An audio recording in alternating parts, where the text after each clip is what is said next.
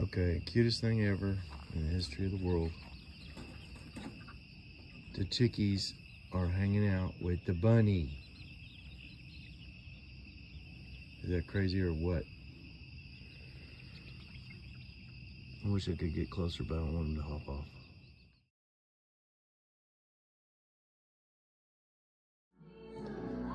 All right, here is that same bathroom that I was doing plumbing in a while back.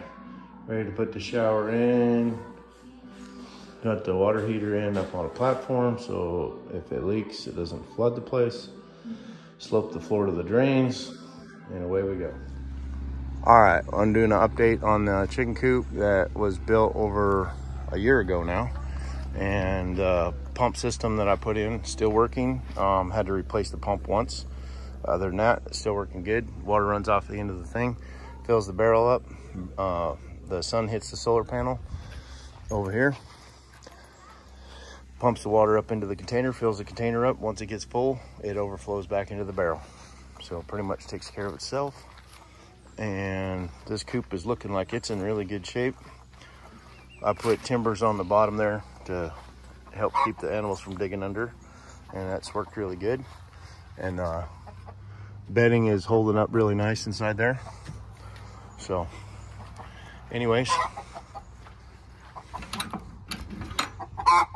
it's got hemp straw and some cedar chips, but that's what she is. All right, here's how we fix a really bad humpy dippy ceiling. Mud on the ceiling. I have to add a little bit of water to it to make it so it is soupy enough. You can't just use it straight out of the box.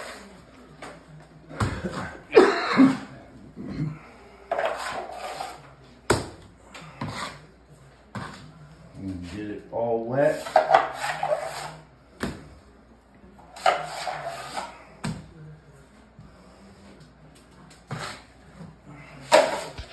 Once it's all wet, I'm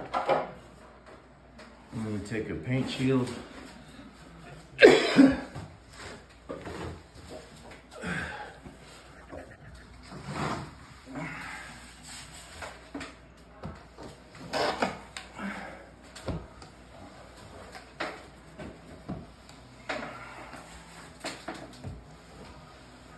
flatten her out. That's it. All right, so first coat is on the ceiling. Much smoother. And it only took an hour and a half and a room full of stuff to get the mud on the ceiling. That doesn't include tape. It's just to get the first skim coat on. So I'm really liking this technique. Covers a huge area in a short amount of time. All right, here's a video of the next morning of the super smooth ceiling 2000. Had quite a bit of shrinkage in the mud, but I'm gonna hit the high spots with the sander and then fill in whatever's left on the low spots.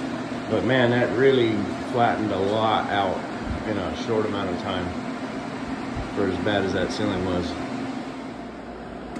All right, I am trying to take the grout that got wet from sitting on the shop floor and turn it back into grout again. I got the bucket of the ones that won't go down through the hole here. So I'm going to just keep sifting this back and forth into this bucket a few times until eventually I'm satisfied it's powdery enough that I can turn it into grout. All right, friends and neighbors. So we got this big pile of dirt right here. Right here is where the water was bubbling up out of the ground. It's actually coming out down here. So I followed it till I got to the highest location where the water was coming out. And then I started digging. As I dug down, I found a hole in the side of this steel pipe right there. So I'm gonna have to figure out how to fix that tomorrow when we got some daylight. But in the meantime, I shut the water off at the curb. And so I'm gonna let it sit for tonight. Come back in the morning and see what I can do.